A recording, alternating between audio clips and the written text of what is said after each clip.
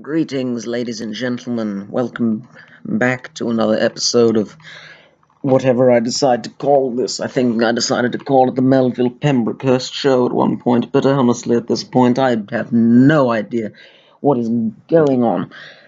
Anyway, this channel is a mess. Anyway, this would have been the review of Season 2 of Doctor Who if I hadn't gone away on a week's holiday. And then when I came back, the finale of Twin Peaks: The Return dropped, so I just had to cover it. I had to give my opinion on it. This is, I guess, there may be some minor spoilers, but I'll time mark those. I'll time mark those. Don't worry about it. So, the show, it's very good. I'm being serious. It's some of the best television I've seen in years. I was shocked. I was amazed. I was scared. I was happy. I was sad. I was confused quite often. But my God, I think particular mention has to go to Kyle MacLachlan for performing the difficult task that he had to. I'm not gonna say what it was, but if you've seen it, you'll know what it is. The new people were all very good. I particularly liked Eamon Farron's character. He was just so easily hateable, and yeah, you just really wanted to see him suffer. Oh boy. The old people. I do particularly like the additions to the Twin Peaks mythos, so much so that I'll probably make a new video, maybe after this one comes out, analyzing the changes, analyzing the additions, rather, and just kind of giving my take on what it all means and everything, because it's very open to interpretation. There were so many moments I just loved. The direction, the cinematography was gorgeous. The sound design, in the first episode, of course, the Carol Struyken's character says, listen to the sounds, and many people took that to be the, just pay attention to the sound design, and I'm really glad I did, because David Lynch, really outdid himself on this one. It has that typical Lynchian vibe, and I don't think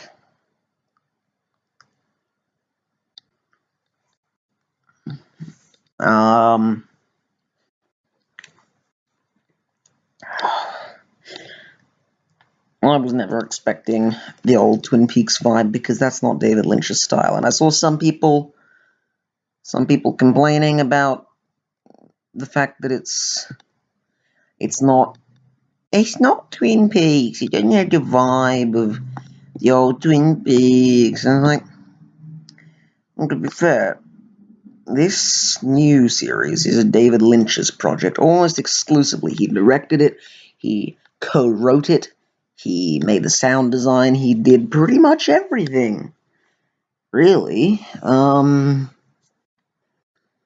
original Twin Peaks, of course, had many different writers for all the episodes, and while that was good,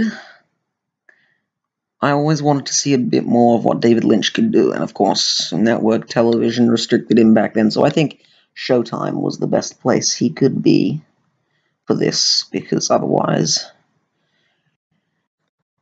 I do really like the Fire Walk With Me tone. There are some significant omissions when it comes to some characters that don't return, but I'll talk about that in the spoilers section. Really, without talking about spoilers, I don't think I've said all I can really say.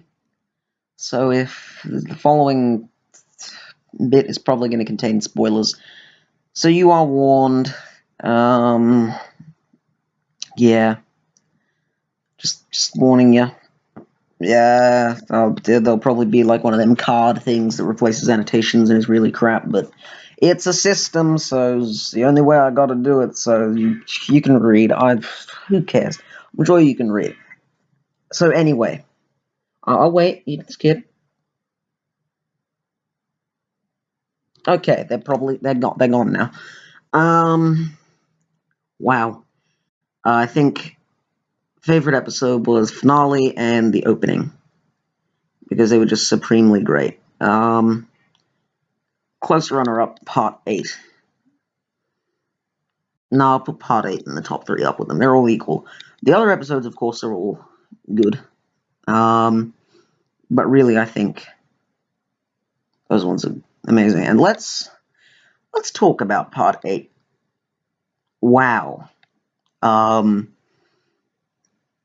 That was really unexpected, even for David Lynch. I know some people didn't like it. But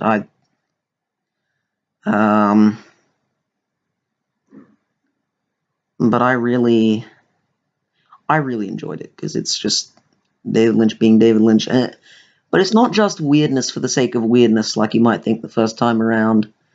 It actually has a meaning. I feel, at least. I could be full of crap. It could just be David Lynch making random crap appear on the screen and all that.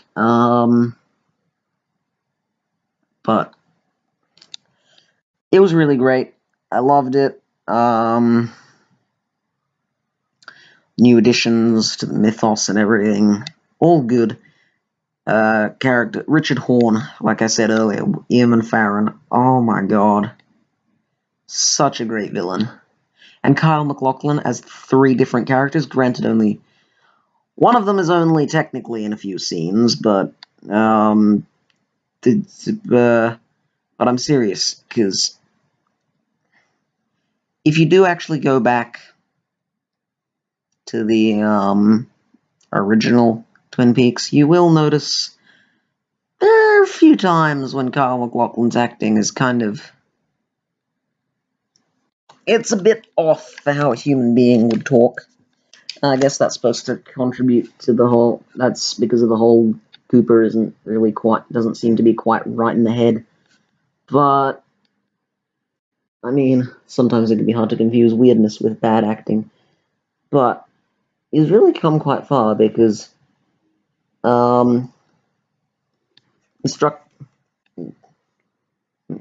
like getting a script that requires you to play a brain dead, pretty much brain dead, oh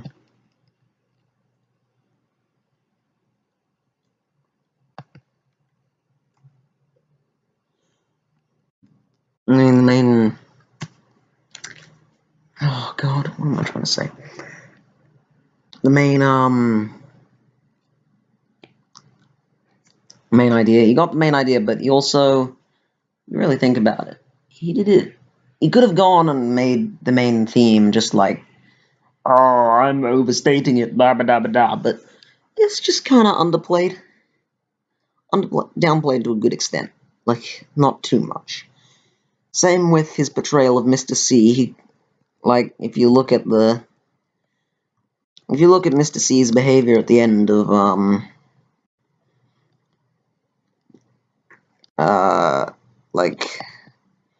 in the very last scene of original Twin Peaks, it's very different to how you see him in the new one. And I think that's great, because it's nice and it's not too hammy, you know? Not too hammy, that's good. Cheryl, and let's talk about the elephant in the room. Sherilyn Fenn's Audrey Horne is not really in it that much. I'm gonna be honest, I didn't really care that much for Audrey. Now, before you execute me and have my head displayed on a pike outside the Great Northern Hotel, I'll just explain myself. I liked Audrey. I thought she was well written, she could be funny, she was a great character. I didn't think she was Some people seem to be acting like the only reason they watched the new one was for Audrey. Audrey hardly appears in it, but really, I don't honestly care. What we got was good enough for me. So, if you're mad that Audrey was hardly in it, fine, I don't care. I'm just gonna enjoy the thing I like. The finale was amazing. Again, was not expecting that. So many moments in the series I was just not expecting. And they were great. And it was a nice, effectively, farewell to all the actors. Oh, God. The Log Lady's death scene is one of the most affecting things I've ever seen put to film, because it's not big and bombastic. She doesn't go out in an explosion or fire of glory. She just lighten her cabin dims. And you see the funeral. Well, not funeral, but Hawk comes into the room, steps out of the darkness, and says, "Margaret Lanterman passed away." And that's it. And it's just so affecting. But wow. Yeah. Like I said. Okay, I'm probably done. I'm done talking about spoilers now. Now, so yeah, I'll probably upload a bloody analysis of what I think, mythos and all that, the way I perceive it all happening. Um, uh,